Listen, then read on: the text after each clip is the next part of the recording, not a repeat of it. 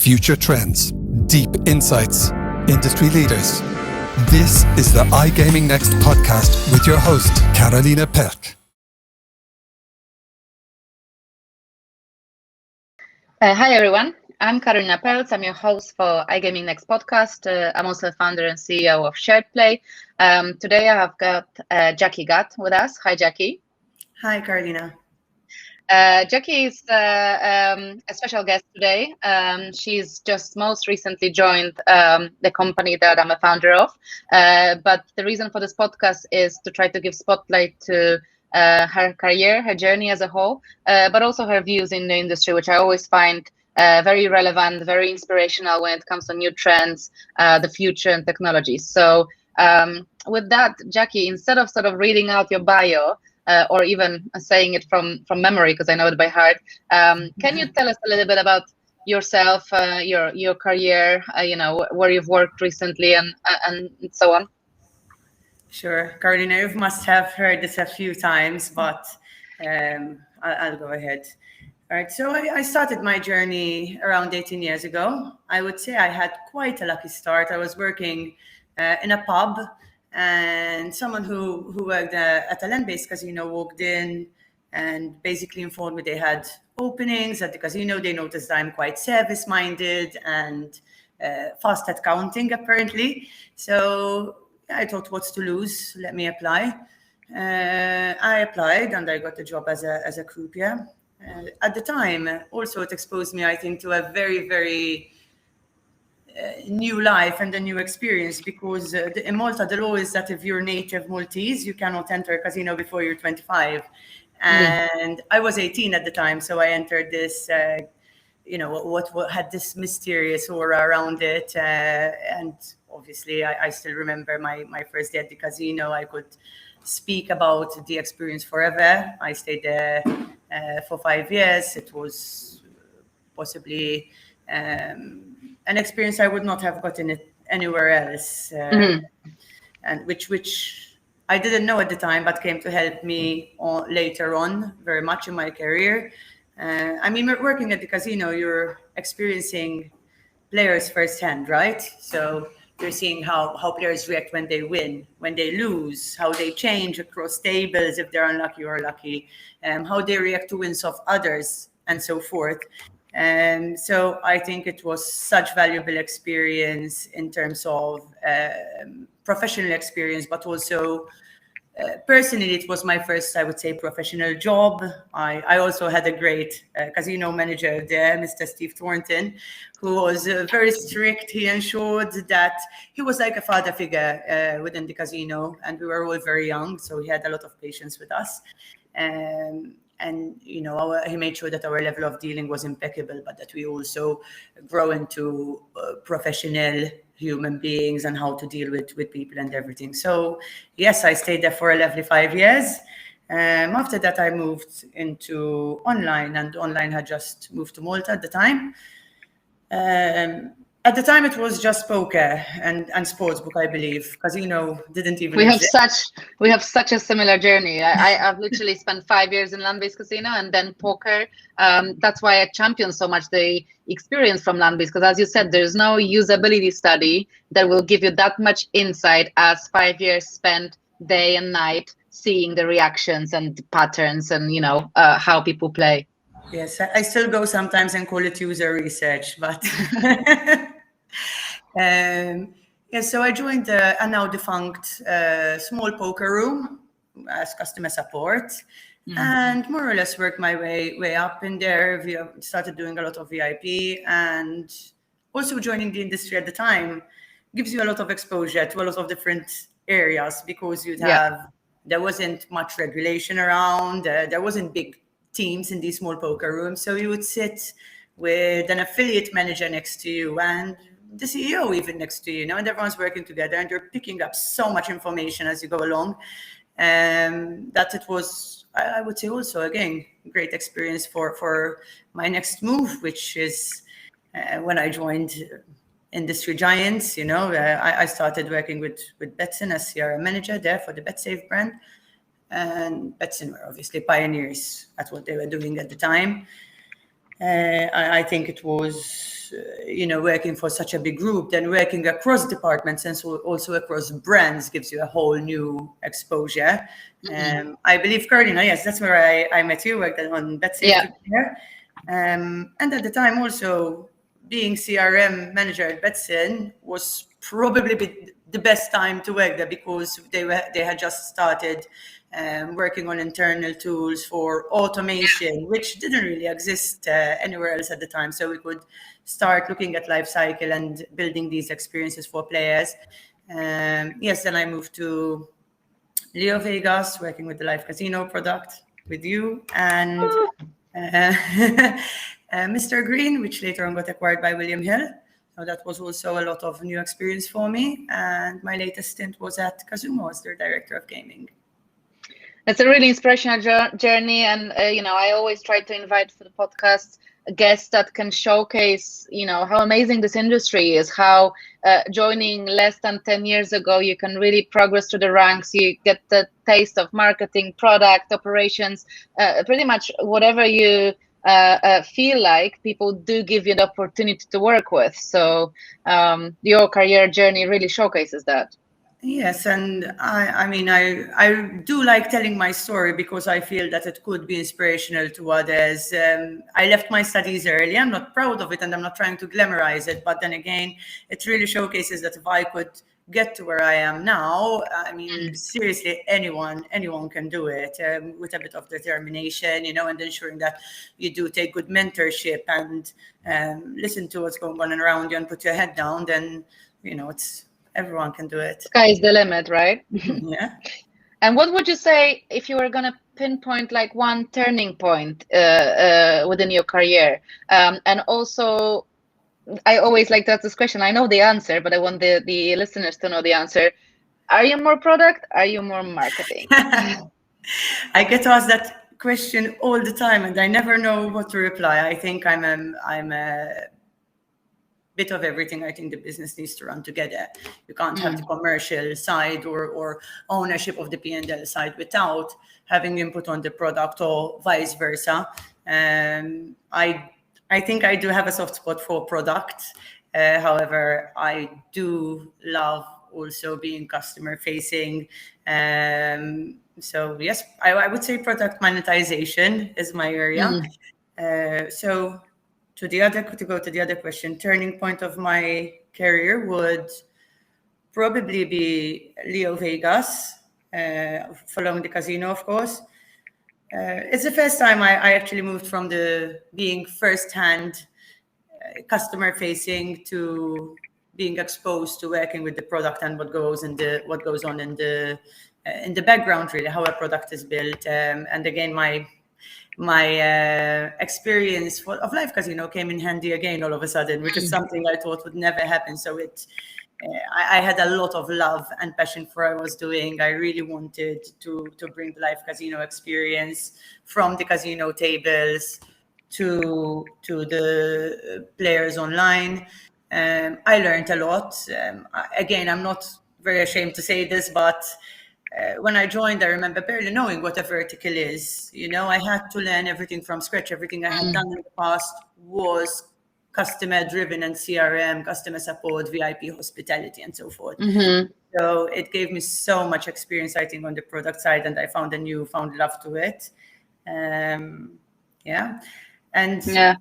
Also, I think we were doing very disruptive things with live casino at the time, which not a lot were doing. So big highlight. Yeah, we were the fastest. I remember we were the fastest growing live casino, not the biggest, but the fastest growing, and that was something we're super proud of. And even an example of a small feature. I remember when we were putting together ideas for the dynamic lobby and what kind of information sort of impacts the decision making from a player. There was seat availability, there was latest numbers, there was stakes, so things that maybe without working in a casino you could still figure out. But I remember specifically one where we introduced a filter by the number of hands played, so that players can know how many boxes they can bet on at the same time. And that is niche type of information. If you haven't worked in the live casino, you would have not pictured these guys that literally walk away from the table where they cannot occupy all the boxes and just be the king of the table, 100%. But also, I think even when you're launching such a new product and exposing it to customers as its own product or its own vertical for the very first time, I believe even the team we built behind that helped. We had hosts, our own hosts in the chat, which is what you'll find in a live casino. So I think it was these little touches that I remember the screens in the background where we put daily news and gossip on all the time, so forth, making it very relevant, making it fresh every day. And I really felt that those little touches made it a game changer.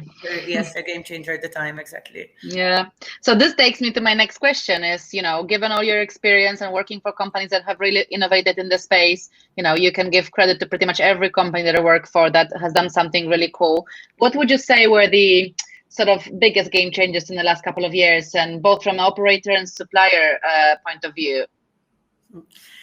Right. So while we're on the subject of live casino, I would say games such as Dreamcatcher and Monopoly from Evolution.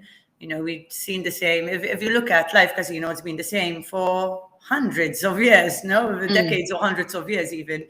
Where roulette is a roulette table, and the card games, blackjack and so forth, are the same as they were before. And they came out and boosted the product so much, with so much innovation and even more relevance to the time, and putting to a certain extent a community aspect in it with games like Monopoly. It's known as a board game. They introduced VR, lightning roulette, giving the roulette that boost it needed, making it more exciting for the player and more relevant for today's player and online player, especially more entertainment rather than just your standard roulette game.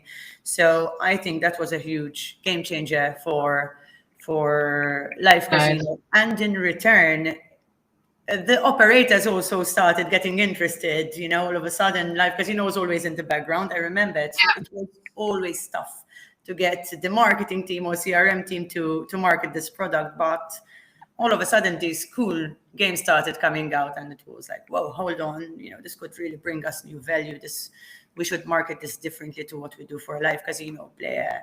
And this could have better value and generate more revenue for us. So I think that was a game changer for both supplier side and the operator side. What else? I would say introduction of pay and play brands for sure. All of a sudden we've seen a lot of player feedback, and signing up has always been very tedious. A tedious procedure, even though it's much better now than it used to be in the past. And fast withdrawals, fast deposits, this is what players want. I mean, it's no secret. Everyone who's done any kind of research is aware of this, and not just in our industry, but in any industry. You want to pay for your product and get your product, basically. So you want to pay and get what you are owed back. So pay and play brands, I think, were a big game changer, and they will continue being so. I think they will more or less start taking over where they are available in the markets where they are available, at least. And then, looking at slots also, when I started out, casino didn't exist, and then we seen mainly NetEnt at the time, microgaming, a lot of slots, Playtech, a lot of slots were 3x3, 5x3 slots, very, very standard, most without even a bonus round or anything exciting happening in it. It was what gamblers were accustomed to. So, it was fine. It was a good product. It's what players came for. But then you see introductions of new features such as megaways, for example, which I think was a huge game changer, giving the players what they came from, which is ultimately a slot, with more excitements, more ways to win, and better feature, better animations in the game. So yes, the development of slots from what we see today to a few years ago, even though it seems like I'm stating the obvious, I don't think we think enough about how much it's actually changed.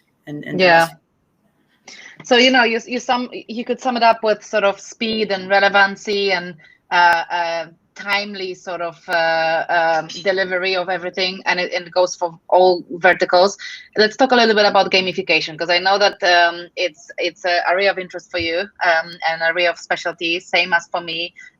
Even at our time in Betsson, we were sort of trying to innovate with some kind of meta game on gamble, creating sort of side games where players were driving a gamble car and collecting free spins. For that time, this was hugely innovative. It wasn't anywhere close to real time, because I remember the lack of sync between issuing of free spins and the notifications. So this is my question, talking about gamification and instant gratification. Can you talk a little bit about where we are as an industry? Do you think we're finally at the point where we should be? What's missing in your view? Sure. So I think we've gone in the right direction in the last couple of years. As you said, in the past there wasn't really, I remember campaigns play now, get free spins later and so forth, and instant gratification and real-time rewards is what seems to that most operators have figured out now. I think this will continue evolving, and it should. It's not exactly where it should be right now. One thing I still find quite missing, or a little gap between, is the gamification and the communication around it, right? So there are real-time rewards on most operators now, or most casino operators, but the communication is not relevant, or usually differs to what we see on site in the real-time rewards. So I think the connection of both of them is very important and relevant to the player. And also something really cool I've seen, and I continue to advocate this all the time, is what Boom Casino are doing. They're a very small casino by Hero Gaming, and they've got something similar. I think it's called Infinite Cashback. I'm not sure if that's what the actual name of it is, but that's what I call it. Where as you play, you get cashback, real money, no wagering, and you can choose to cash it out at any time you need it, or let it build up, basically, and it builds up at a faster acceleration. And I think that's very, very relevant to the player, not sending them to a particular game or product. You're not asking them to wager more. It doesn't require a lot of communication around it either, because a player can see it as they are playing, and they know it's there, it's very obvious, and they have the option to cash it out whenever they want. So I think we see more of this. But then, of course, we also need to think about product discovery, for example, and how we can do more of that in our CRM and do it better. So I was going to ask you, the next question was sort of what are the things to come, but I almost feel like this would be slightly skewed towards self-promotion, because we'll be talking about challenges that we're planning to address. And I want this podcast not to be that. Obviously the timing of it is because you've just taken a new role, but I want to treat you as my guest like everyone else, and not to use this channel, for personal reasons. So let me ask you a question that I think could be more interesting to people. You talked about what's missing, that the notifications are not always sort of on pair with the level of gamification and instant rewards. What do you think causes that? There is a lot of regulation coming our way, and one, it is sort of disrupting the roadmaps and taking resources away from projects. But in general, how do you see, a part of the impact on product that I already mentioned, the regulation and all these restrictions and new sort of rules, how do they impact product development, innovation, and operations? Obviously, regulation plays a big part in product roadmaps and marketing and CRM roadmaps alike nowadays. So, it takes a huge chunk of resource. If it's not a new market, obviously, operators and suppliers alike are always looking to enter new markets, generating new revenues. And apart from that, regulations are always being updated also, with new measurements, to implement in terms of product and also CRM. So I think this does impact product roadmaps and how innovative we can be massively. And the way I see this going, and I don't want to self-promote here, but we'll see more middle layer companies coming and offering certain products that the operators don't necessarily have time to develop themselves because they have other focus areas. They need to work on entering new markets and growing their business and complying to regulations. So it becomes more, there's now a little bit of space in the market for others to come and do the innovation and disruptive product part for the industry. Regulations, I mean, look, I worked on the operator side, so I will be pretty controversial here and say, of course, when a new regulation comes along, it's a headache. It's a headache for everyone. But it does give you a lot of space to innovate also. It gives you a lot of ways to think outside the box and we can't do this for the player. What can we do to keep our experience relevant and to keep the gambling experience exciting? Because I very much worry that the regulations should be there to protect the players, and it's no secret that gambling can be addictive and that players need to be protected. But to what extent are we going to drive them away because the player experience is not good? Are we pushing players to go to unregulated sites or gamble on with other means rather than using regulated online operators? So we need to ensure also that the product remains relevant and exciting for them. Yeah, sure. I always talk about it as well, that it's a very thin line with the current level of regulations of sort of being intrusive and over-intrusive at points. You talked about sort of new companies coming on the market, and from where you start as a director of gaming and director of head of gaming for both Casumo and Mr. Green, you've seen a lot of companies sort of entering the market, and smaller, bigger, medium size. What would you say are the biggest challenges? And you've also launched new brands into the market, so you can speak again from both supplier perspective and operator perspective. What's the most difficult when you're coming in and starting out in this industry? Sure. Well, I think launching a new business, irrelevant of which industry it is going to be difficult because you have bigger competition, you have more investment behind them. They're mainly sometimes a household name in certain markets, and you have to all of a sudden compete against these giants. But every challenge is an opportunity. At least that's what I've always believed. And there are still a lot of gaps to fill, and which sometimes can be easier as a small company. I'll go back a bit to what we spoke before. As a small operator, you're less siloed, and the departments work much closer together. You're sitting in a room with 10 people, which allows everyone to share ideas. Things move faster. So I think there's a lot of opportunity in getting things out faster when you're a small operator. Also filling certain gaps that maybe the bigger operators or suppliers, bigger businesses won't have so much time to focus on. One thing I advocate very heavily is localization.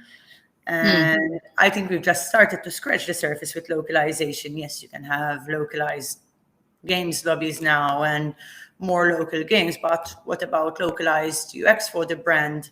Do we think that something that is normal in Japan is not what you'd necessarily, in the same place on a website, you'd necessarily find it in the UK?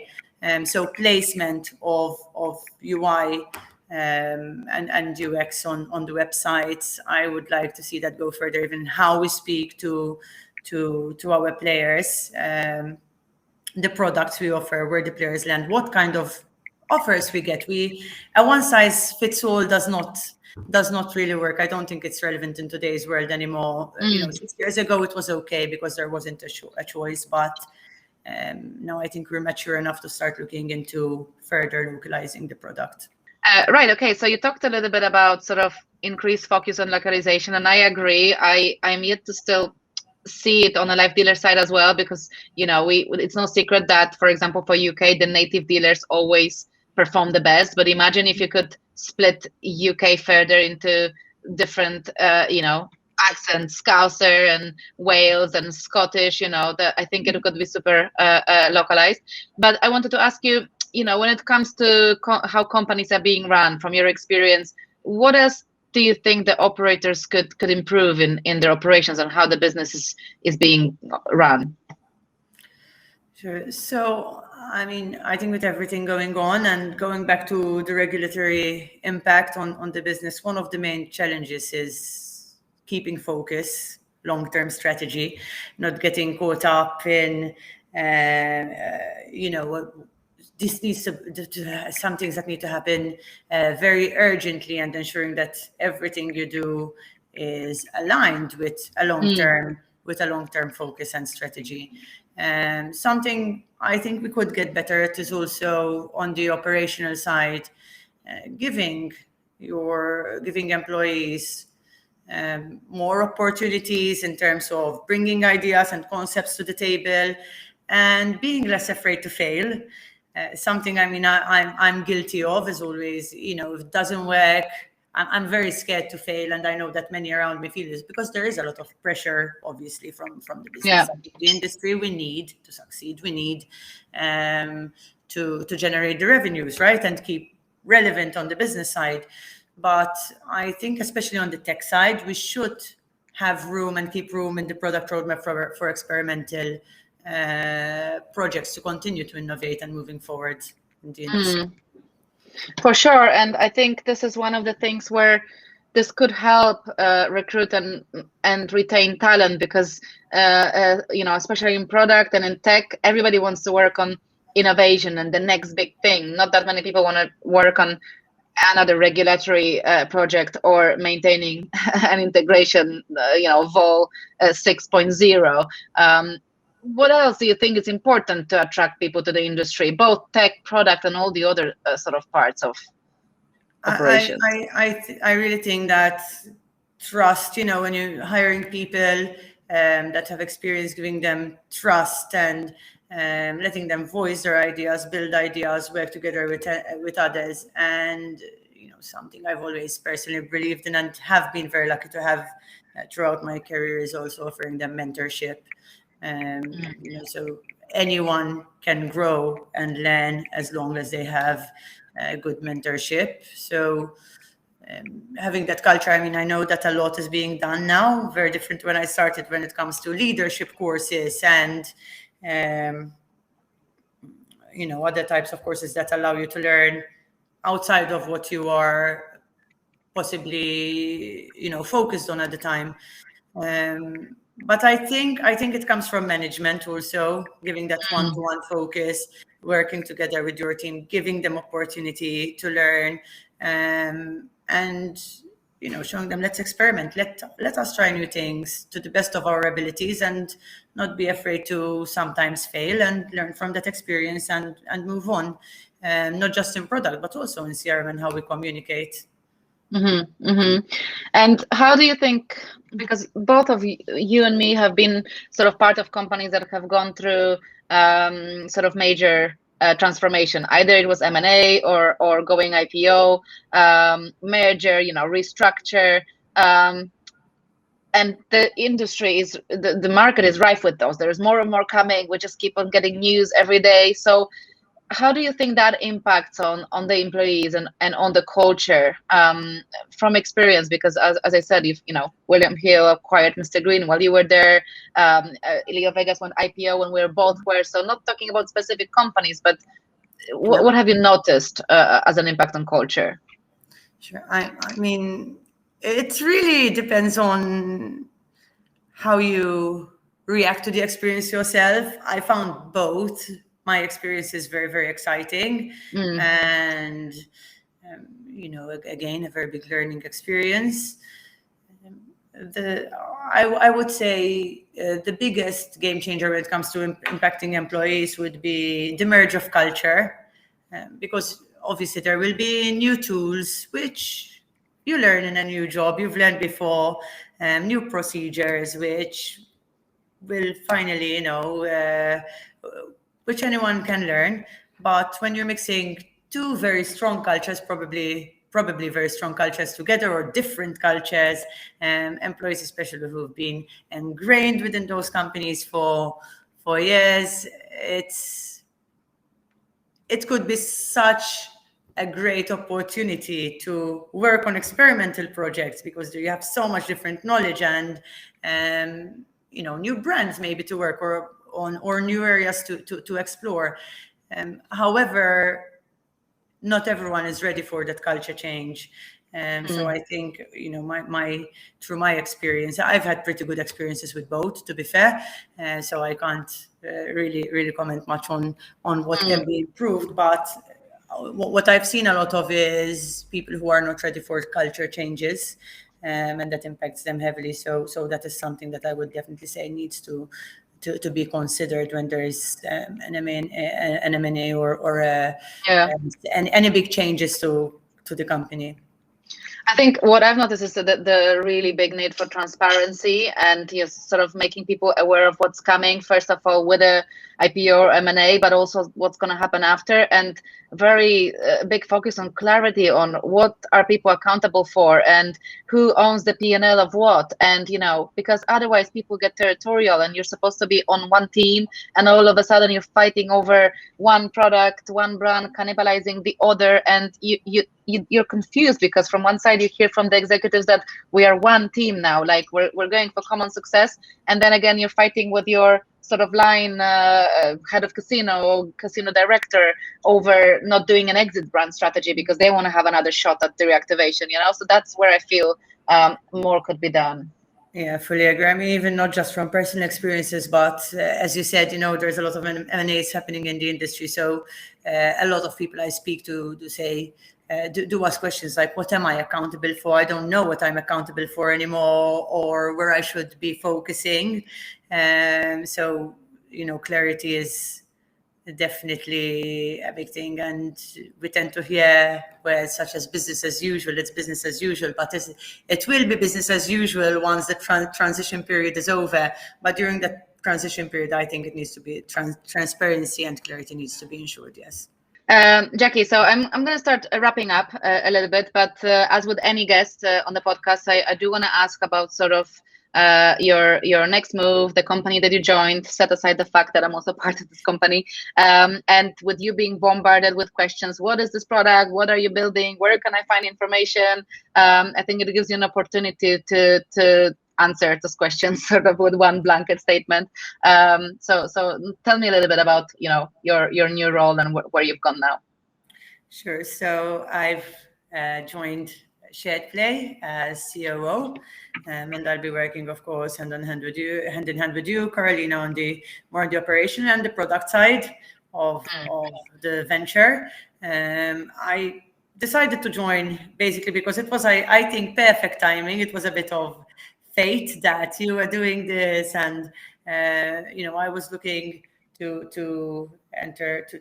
go into new opportunities, and speaking to you about what your vision is and what you want, what the concept of SharedPlay is, and then hearing about the team behind this was a no-brainer to me. I wanted to be part of this.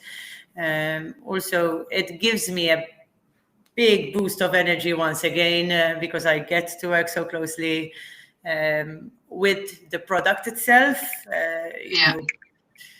bringing a new multiplayer experience to gamers who are, more or less now accustomed to that on social and casual games, but also on the commercial side, on the business side. I strongly believe that we are also bringing a new revenue stream, or ability to generate new revenues via customer type that would not necessarily play on online casinos, right now, or even who are looking for such experience to socialize and be entertained rather than just playing single player slots. So yeah, very exciting role, and I really can't wait to be able to show our product to everyone. Yeah, the role is very versatile. I mean, it's a COO, but in a startup, you get to wear many hats, and I think you're accustomed to that because your versatility of experience is amazing. And with the experience in front end, gamification, campaign tools, P&L, you bring a lot to any company. So I'm very lucky to have you.